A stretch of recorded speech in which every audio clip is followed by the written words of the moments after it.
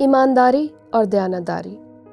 جب ہم مالی امداد خدا کے کام کے لیے دے دیتے ہیں تو ہمیں اسے خالص مقاصد کے ساتھ استعمال کرنا چاہیے۔ میں راشد یونس ہوں۔ اعمال چوتھے باب میں ہمارے پاس ایک بہت ہی رحم دل شخص کی مثال موجود ہے جس نے خالص مقاصد کے ساتھ دیا، کسی بھی سوال کے بغیر۔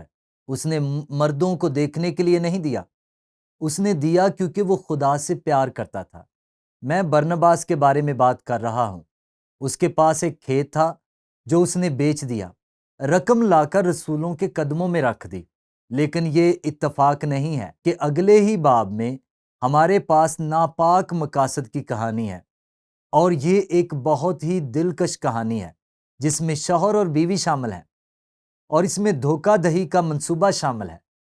اور ہم یہ پڑھتے ہیں، میں سادہ بنیادی طور پر چند تبصروں کے ساتھ آپ کے ساتھ کہانی کا اشتراک کرنے جا رہا ہوں، لیکن کہانی خود ہی اپنے آپ کو بیان کرتی ہے۔ اور ہم پڑھتے ہیں اعمال 5ویں باب میں پہلی آیت سے شروع ہوتا ہے، اور ایک شخص حننیہ نام اور اس کی بیوی سفیرہ نے جائیداد بیچی۔ اب آپ دیکھتے ہیں کہ یہ حادثاتی نہیں ہے کہ چوتھے باب کے آخر میں برنباس نے اپنی جائیداد کا حصہ بیچ دیا تو لوکا اسے ایک بالکل مختلف انداز میں بیان کرتا ہے، اور اس نے اپنی بیوی کے جانتے ہوئے قیمت میں سے کچھ رکھ چھوڑا اور ایک حصہ لا کر رسولوں کے پاؤں میں رکھ دیا۔ دوسرے لفظوں میں وہ دونوں اس میں شامل تھے، یہ شوہر اور یہ بیوی، حننیہ اور سفیرہ۔ ان کا مقصد بنیادی طور پر یہ تاثر دینا تھا کہ انہوں نے وہی کیا جو برنباس نے کیا تھا، جائیداد کا ایک ٹکڑا بیچا اور سب کچھ دیا۔ لیکن انہوں نے ایسا نہیں کیا، انہوں نے نہیں کیا، یہ جھوٹ تھا۔ تو ہم یہ پڑھتے ہیں، مگر پطرس نے کہا، اے حننیہ، کیوں شیطان نے تیرے دل میں یہ بات ڈال دی کہ تو روح القدس سے جھوٹ بولے اور زمین کی قیمت میں سے کچھ رکھ چھوڑے؟ ویسے وہاں آپ کو ان غیر معمولی صلاحیتوں میں سے ایک نظر آتی ہے جو روح القدس کے ذریعے پطرس کو دی گئی تھی، اس آدمی کے دل میں صحیح طور پر دیکھنا۔ یہ بہت غیر معمولی بات ہے، یہ ایک مافوق الفطرت صلاحیت ہے۔ کیا جب تک وہ تیرے پاس تھی تیری نہ تھی، اور جب بیچی گئی تو تیرے اختیار میں نہ رہی؟ تو نے کیوں اپنے دل میں اس بات کا خیال باندھا؟ تو نے آدمیوں سے نہیں بلکہ خدا سے جھوٹ بولا۔ واہ، کیا بیان ہے! خیر، اس کے بعد جو ہوا وہ بہت افسوسناک ہے۔ میں اسے خدا کی عدالت کہتا ہوں۔ یہ باتیں سنتے ہی حننیہ گر پڑا اور اس کا دم نکل گیا۔ وہ سب سننے والوں پر بڑا خوف چھا گیا۔ پھر جوانوں نے اٹھ کر اسے کفنایا اور باہر لے جا کر دفن کیا۔ ویسے کیا آپ خوش نہیں ہیں کہ یہ ایک عام قسم کا واقعہ نہیں ہے؟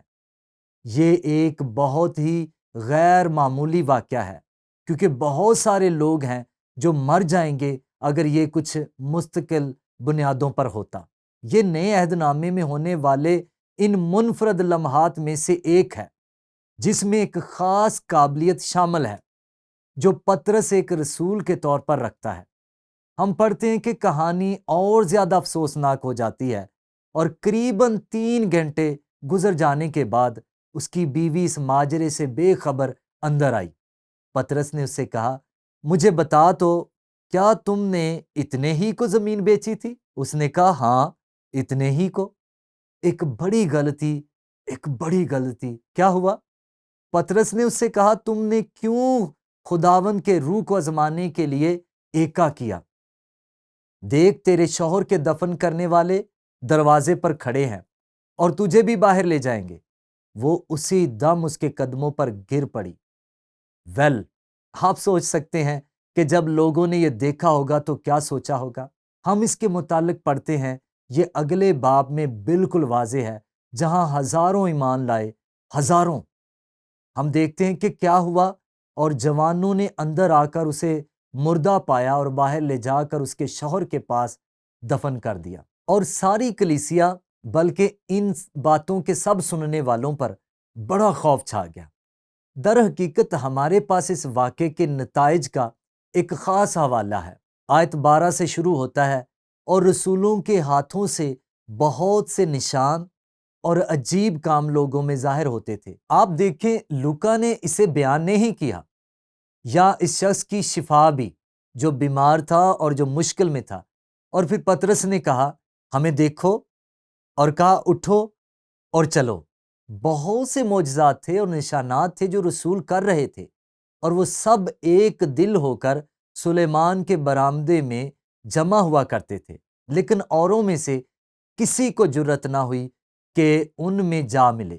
میرا مطلب وہ ان کی اس قدر عزت کرتے تھے، اور یہاں ان کا مطلب ہے رسول، مگر لوگ ان کی بڑائی کرتے تھے اور لوگ ان کی عزت کرتے تھے، اور ایمان لانے والے مرد عورت خداوند کی کلیسیا میں اور بھی کثرت سے آ ملے۔ اس کے بارے میں سوچیں، 3,000 5,000 مرد، اور اب یہ خاندان، اور اب دوبارہ ہزاروں اس کا جواب دے رہے ہیں جو خدا یروشلم میں کر رہا ہے، خاص طور پر معجزاتی نشانوں اور عجائبات۔ ٹھیک ہے، جیسا کہ میں نے پہلے کہا، کیا آپ خوش نہیں ہیں کہ یہ ایک معیاری تجربہ نہیں ہے، لیکن یہ مقصد کی پاکیزگی کی ضرورت کی ایک ناقابل یقین مثال ہے، اور ہم سب یقینی طور پر اپنی زندگی میں بعض اوقات غلط مقاصد کے مجرم ہیں، لیکن خدا ہمیں یہ مثال دینا چاہتا ہے۔ پہلے برنباس نام کا ایک آدمی اور اس کی سخاوت ایک بہترین نمونہ۔ ان کے پیچھے 2 لوگ تھے جنہوں نے ایسا ہی کرنے کی کوشش کی، لیکن روح القدس سے جھوٹ بولا۔ اور یقیناً ذہن میں رکھیں کہ یہ جھوٹ ان تمام معجزات کے تناظر میں پیش کیا گیا تھا جو ہو رہے تھے، کہ خدا اپنے آپ کو اتنی بڑی طاقت میں رسولوں کے ذریعے ظاہر کر رہا تھا، اور اس صورتحال کے بیچ میں انہوں نے روح القدس سے جھوٹ بولنے کا فیصلہ کیا، اور یہ ایک بہت ہی اہم مثال بنا۔ اور مجھے لگتا ہے کہ ہمیں یہ سمجھنے میں بھی مدد ملتی ہے کہ ایسا کیوں ہوا۔ غور و خوض کے لیے سوال یہ ہے، ہمیں خالص مقاصد کے ساتھ سخاوت کے نمونے بننے کے لیے کن روحانی ہدایات کی ضرورت ہے؟ اور میرا خیال ہے کہ 2 کرنتھیوں، وہ خط جو پولس نے لکھا، خاص طور پر باب 8واں اور 9واں، ہمیں دینے کے لیے کم از کم 7 رہنما اصول فراہم کرتے ہیں۔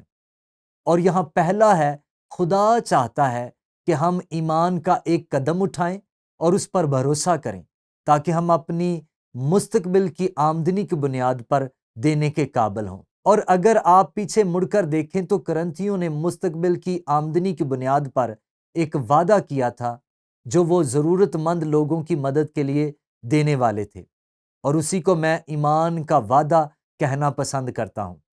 اب اگر خدا فراہم نہیں کرتا ہے تو وہ ہمیں کبھی بھی اس کے پاس نہیں رکھے گا جس کا ہم نے ایمان سے وعدہ کیا تھا، لیکن وہ چاہتا ہے کہ ہم ایمان کا ایک قدم اٹھائیں۔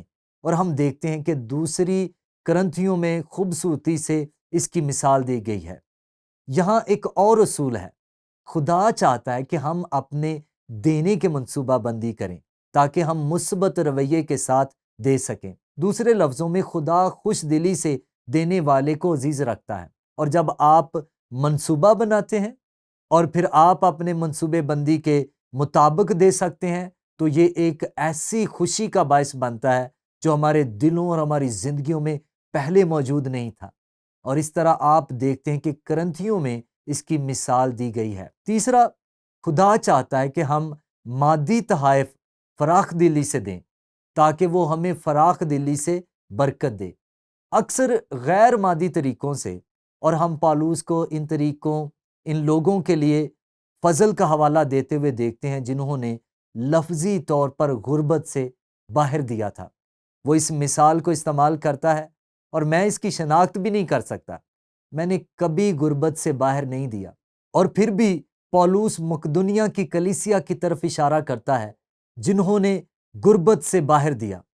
اب خدا کی نظر میں یہ اس سے کہیں زیادہ ہو سکتا ہے جو برنباس نے دیا جب اس نے پورا کھیت بیچ دیا اور اپنا سب کچھ رب کو دے دیا۔ لیکن خدا چاہتا ہے کہ ہم مادی تحائف فراخ دلی سے دیں تاکہ وہ ہمیں فراخ دلی سے برکت دے سکے۔ اور آئیے سخاوت کو محدود نہ کریں، مقدار کے لحاظ سے، یہ قربانی کے لحاظ سے۔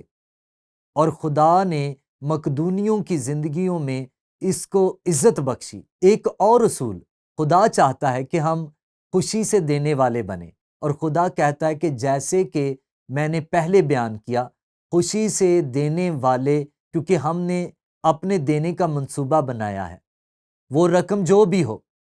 اور پھر اگلا، خدا ہماری مادی ضروریات کو پورا کرنا چاہتا ہے، ضروری نہیں کہ ہماری خواہشات۔ جب ہم فراخ دلی سے دینے والے ہوں، آپ جانتے ہیں یہ واقع دلچسپ ہے کہ نئے عہد نامے میں خدا کبھی کبھی وعدہ نہیں کرتا کہ وہ ہمیں امیر بنائے گا، کبھی نہیں۔ وہ وعدہ نہیں کرتا اگر ہم ایک خاص رقم دیں تو وہ ہمیں امیر کر دے گا۔ یہ ایک صحیح الہیات نہیں ہے۔ آپ نے دیکھا، اگر یہ سچ تھا تو پطرس نے اس آدمی سے کیوں کہا چاندی اور سونا میرے پاس نہیں ہے؟ پطرس نے سب کچھ چھوڑ دیا۔ ہو سکتا ہے وہ بے دردی سے مر گیا ہو جب اسے روم میں الٹا مصلوب کیا گیا تھا۔ انہوں نے سب کچھ دے دیا۔ وہ امیر کیوں نہیں مرے؟ کیونکہ یہ خدا کا منصوبہ نہیں تھا۔ اب خدا ہمیں برکت دے جیسا اس نے برناباس کو برکت دی تھی، لیکن وہ اس کا وعدہ نہیں کرتا۔ وہ چاہتا ہے کہ ہم اس کے ساتھ وفادار رہیں جو ہمارے پاس ہے۔ اور پھر یہاں ایک اور اصول ہے، جب ہم رحم دل ہوتے ہیں تو خدا ہمیں اس قابل بنائے گا کہ ہم سخاوت کو جاری رکھیں، یہاں تک کہ اس تھوڑے میں بھی جو ہمارے پاس موجود ہے۔ اور یہ دوسرا کرنتھیوں اس کا 9واں باب اور اس کی 11ویں میں بالکل واضح ہے، کیونکہ پالوس نے کہا، اور تم ہر چیز کو افراط سے پا کر سب طرح کی سخاوت کرو گے جو ہمارے وسیلے سے خدا کی شکر گزاری کا باعث ہوتی ہے۔ اور یہ صرف ایک شاندار اصول ہے میرے خیال میں ہماری رہنمائی کے لیے۔ اور پھر یہاں ایک بہت اہم اصول ہے، فیاض ہونے کا بنیادی محرک عنصر خدا کی سخاوت ہونا چاہیے۔ اور آپ کو یاد ہے کہ پالوس نے سخاوت پر اس باب کا اختتام کیسے کیا؟ یسوع مسیح میں اس کی فیاضی کے لیے خدا کا شکر ہے جس نے سب کچھ دے دیا تاکہ ہم ہمیشہ کی زندگی پا سکیں۔ تو زندگی گزارنے کا اصول یہ ہے، جب ہم مالی امداد خدا کے کام کے لیے دے دیتے ہیں تو ہمیں اسے خالص مقاصد کے ساتھ کرنا چاہیے۔